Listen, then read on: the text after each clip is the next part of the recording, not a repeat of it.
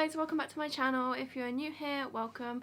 My name is Soph. On this channel we talk about all things but wow. I just want to start off by saying that I'm sorry to those who do care for being absent. I basically have just gone through a really busy period with work and everything, and I didn't have like any time for myself, let alone to stream or film, so both my Twitch and my YouTube have been quite quiet. I think my YouTube definitely dropped first because I started getting back into streaming, but then I found that I didn't have time for streaming and filming, and yeah, I'm not very good at balancing like everything, so that is what happened and that's why I've been absent. Nothing major really, just very bad organizational skills that come from me. But yeah, so I just thought I'd come back, film a video. It's not gonna be a TBR video because I decided for September I'm gonna mood read. I did have Connor pick some books out for me, which hopefully I'll read because I can be a bit indecisive a lot of the time. So I had him like pick numbers basically and created a guide.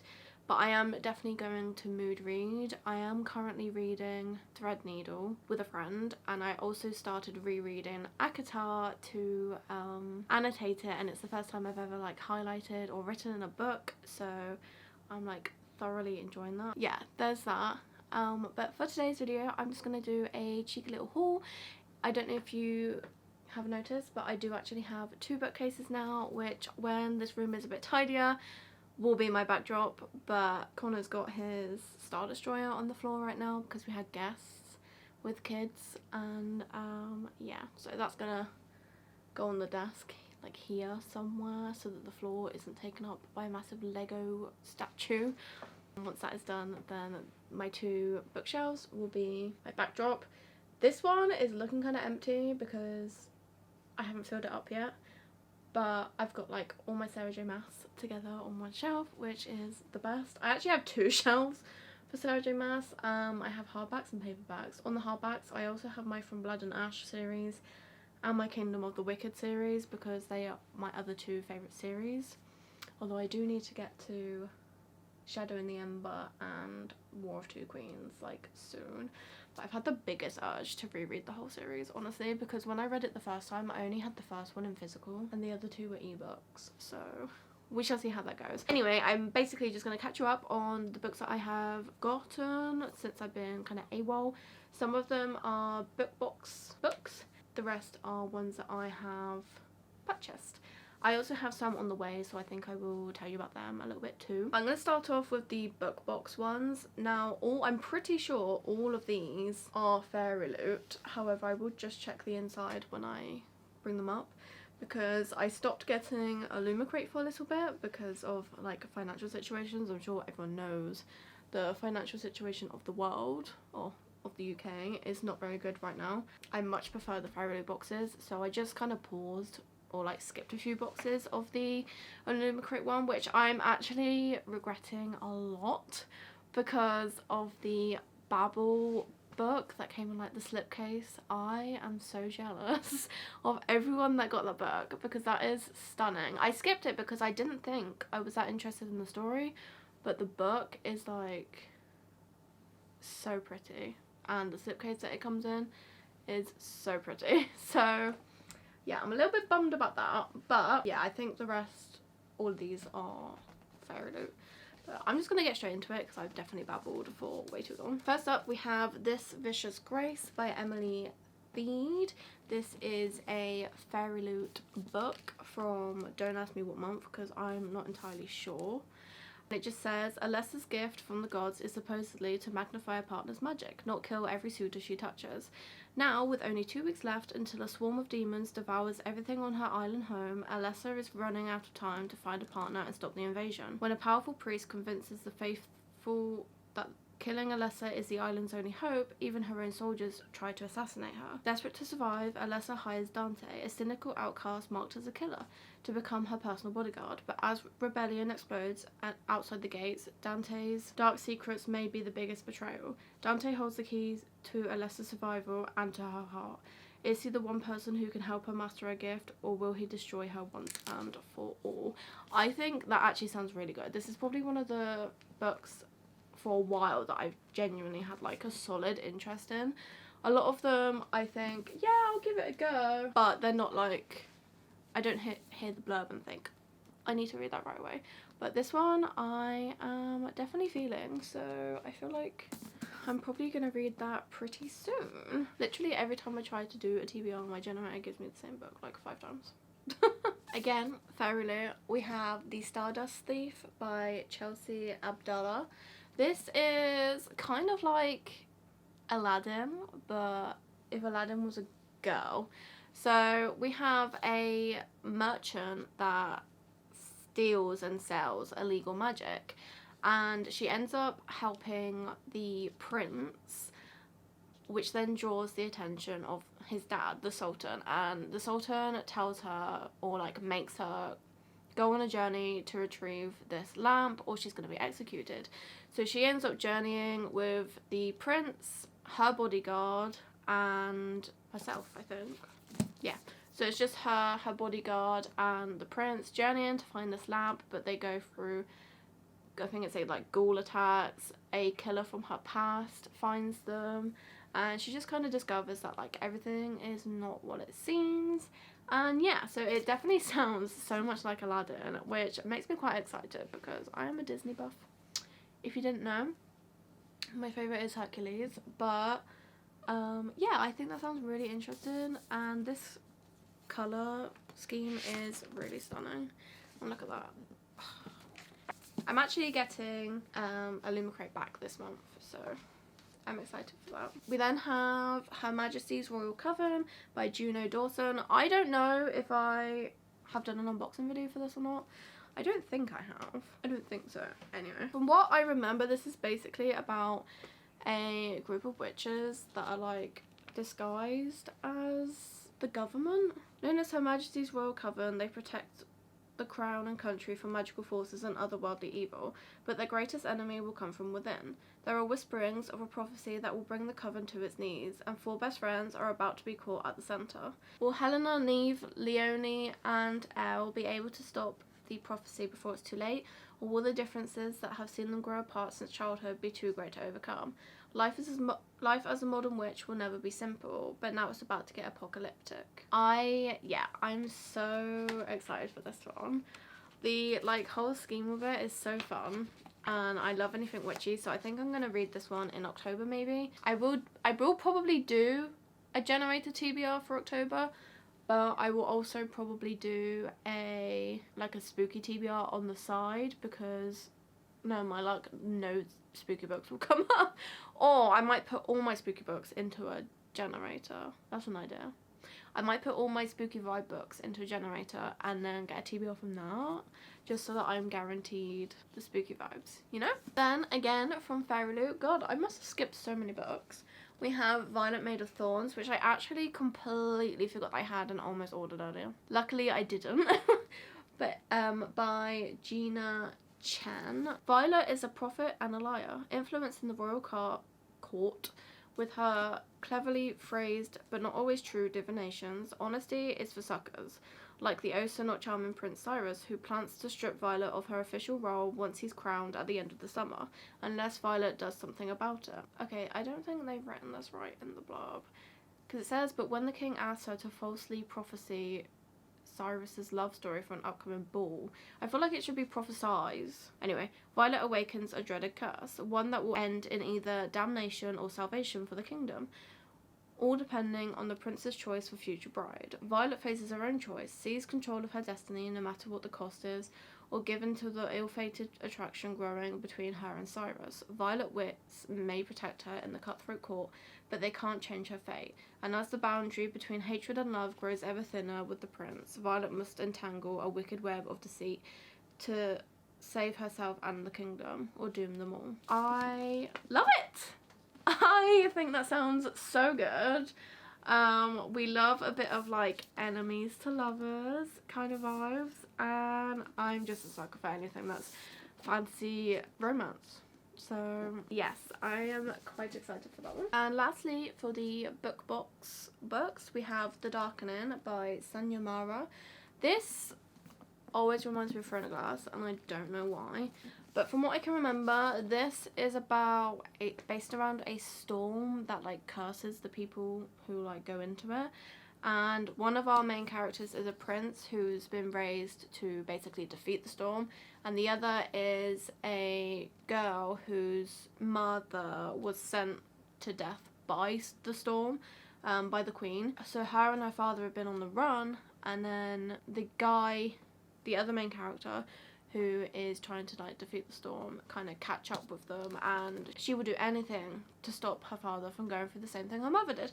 So she ends up like infiltrating the prince's like guards and sorceresses and stuff, and I think she tries to like win his heart. I'm not entirely sure. Then she learns that there's more to the story of her mother's death, and that her home is in dire peril, leaving her little choice. Trust the devious prince with her family secret, or follow her mother's footsteps into the storm. So I think that sounds really interesting. When I first heard about it, I remember not being very like interested, but the more I read it, as in the more I read the blurb, the more interesting it becomes. Okay, so now we have the ones that I have brought. I brought all of these with birthday money, and also with the ones that are on their way. So I'm just going to get right on into it. There is a bunch of romance. I don't know what was going on with me this summer, because as much as I like the occasional romance, I don't normally like go straight for it. So first up, we have Ugly Love by Colleen Hoover. I bought this in Asda, I think. It was like £4. I recently read Reminders of Him.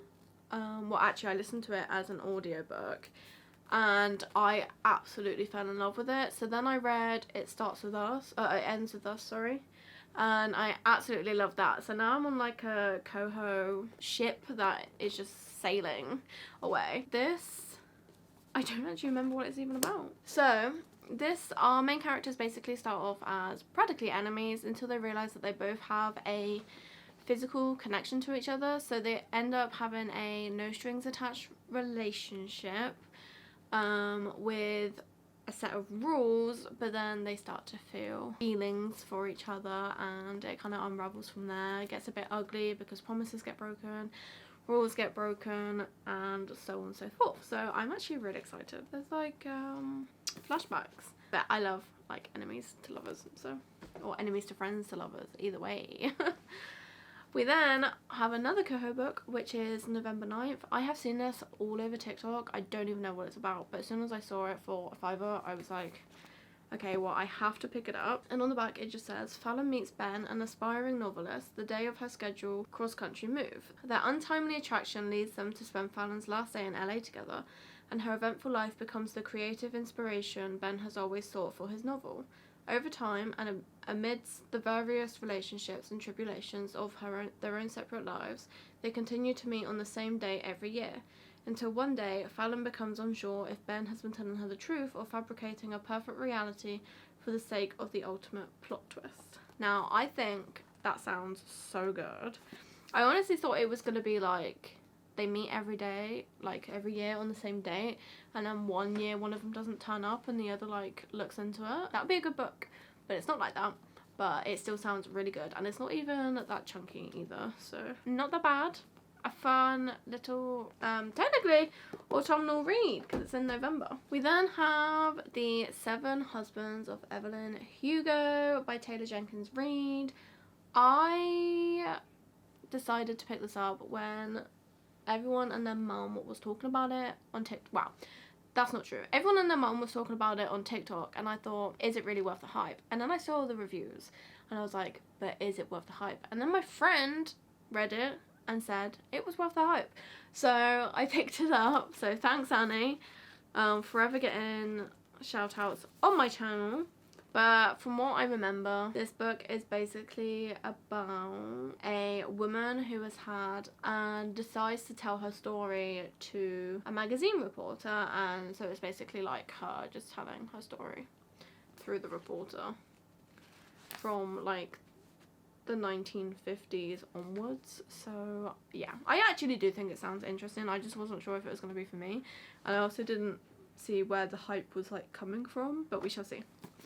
Annie, if I don't like it, it's on you. We then have Pretending by Holly Bourne. I haven't seen anything about this book, and I saw it in Waterstones, and I think I briefly like read the back quickly, and I thought, that sounds really good. Why have I not heard anything about it?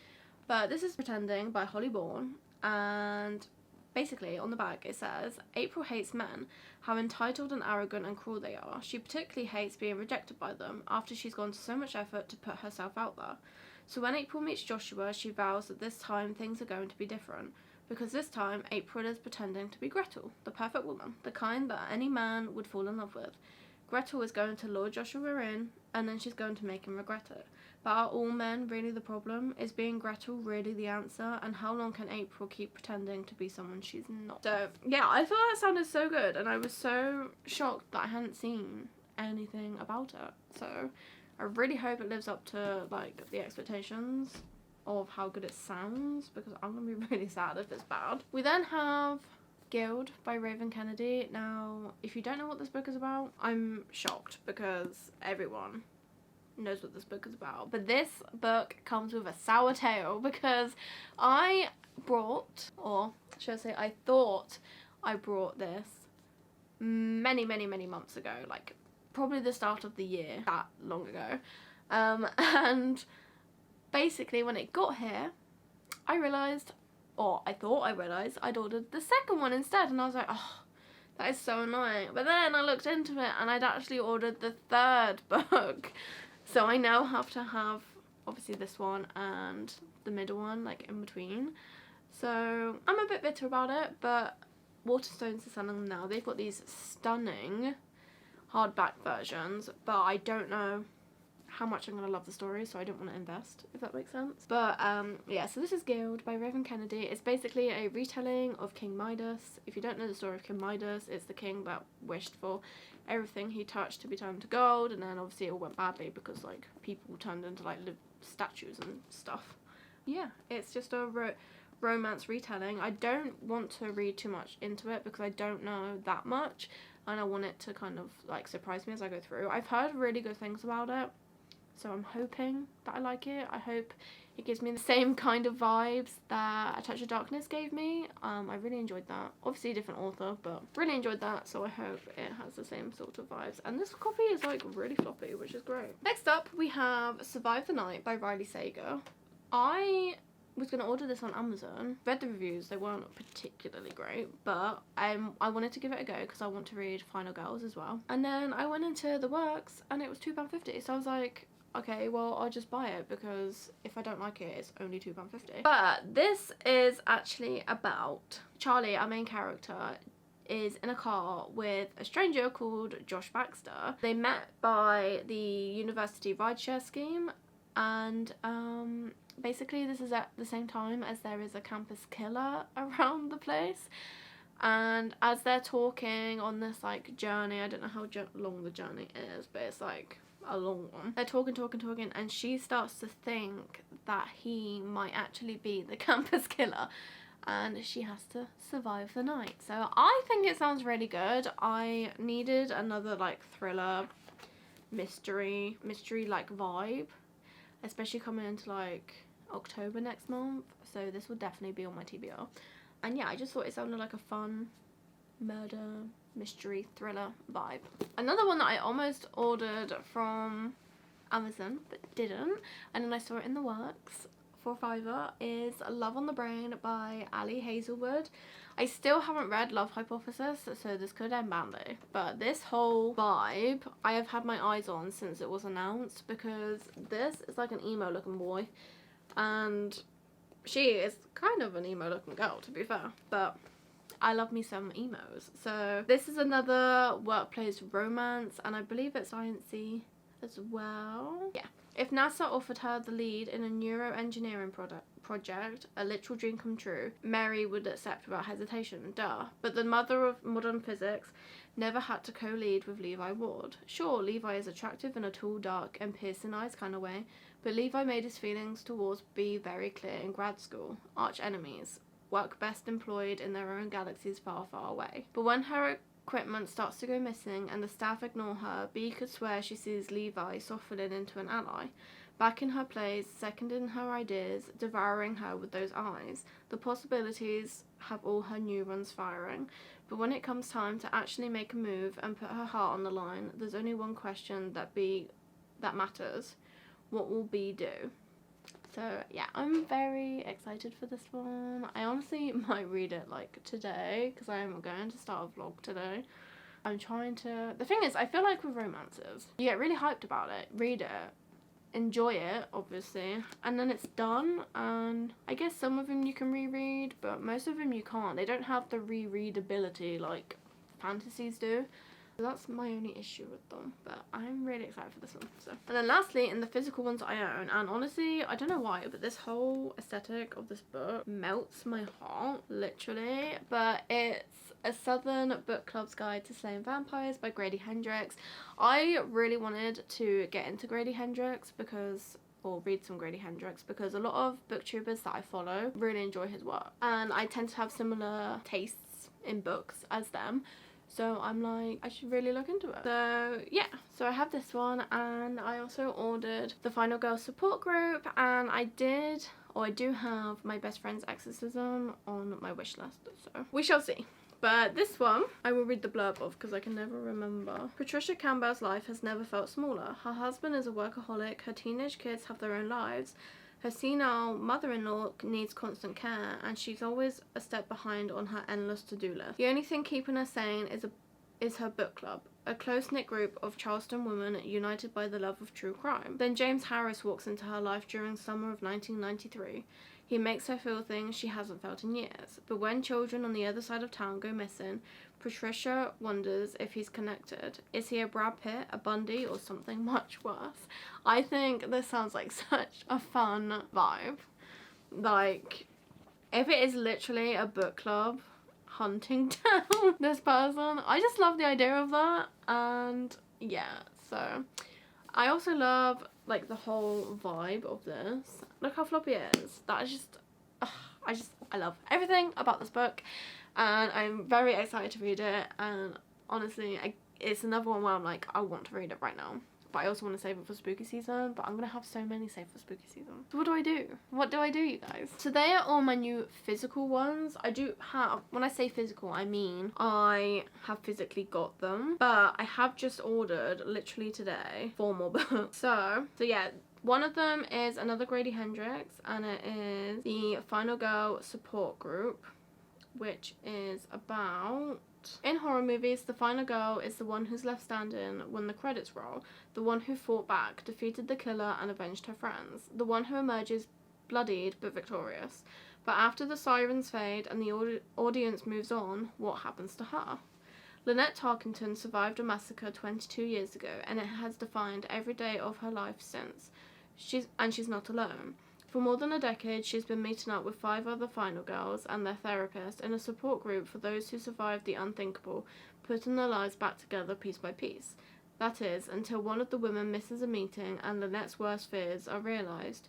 Someone knows about the group and is determined to take their lives apart again, piece by piece. But the thing about these final girls is that they have each other now, and no matter how bad the odds, how dark the night, how sharp the knife, they will never ever give up. I'm excited for that one. And then the other one is Final Girls by Riley. Are you seeing a pattern here? By Riley Sega, which is the Survive the Night writer. And that one is about 3 girls, 3 tragedies, 1 unthinkable secret. The media calls them the Final Girls. Quincy, Sam, and Lisa, the infamous group that no one wants to be a part of. The sole survivors of 3 separate killing sprees. They are linked by their shared trauma. But when Lisa dies in mysterious circumstances and Sam shows up unannounced on her doorstep, Quincy must admit that she doesn't really know anything about the other Final Girls. Can she trust them, or can there only ever be one? All Quincy knows is one thing. She is next. Exciting. So that's like Final Girls, but the killer is like, somebody is coming back for them, you know? No survivors allowed. The other 2 that I ordered were All's Well by Mona Awad. I ordered the hardback because the cover is way nicer. And it just says, I believe it's about a drama teacher that puts on an All's Well performance at school. But I'll just read you the blurb. Miranda Fitch's life is a waking nightmare. The accident that ended her acting career left her with excruciating chronic back pain, a failed marriage, and a deepening dependence on painkillers. And now she's on the verge of losing her job as a college theatre director. Determined to put on Shakespeare's All's Well That Ends Well, the play that promised and cost her everything, she faces a mutinous cast hell-bent on staging Macbeth instead. Miranda sees her chance at redemption slip through her fingers. That's when she meets three strange benefactors who have an eerie knowledge of Miranda's past and a tantalizing promise for her future, one where the show goes on. Her rebellious students get what's coming to them, and the invisible, doubted pain that keeps her from the spotlight is made known. How good does that sound? I actually didn't know it was going to have like a sinister vibe to it, but I'm excited for that one. And then the last one of this whole video, and the ones that I've ordered, is The Final Gambit by Jennifer Lynn Barnes, because I've been reading the Inheritance games with a lady from work, and we are like obsessed, like actually obsessed. And The Final Gambit is just the final book in that trilogy. I'm not going to obviously talk about the blurb because then it will spoil the last two books, but the story follows a girl who inherits a lot from a stranger, and she has to basically like put up with the family who are obviously not happy that she's inherited like basically everything that they should have.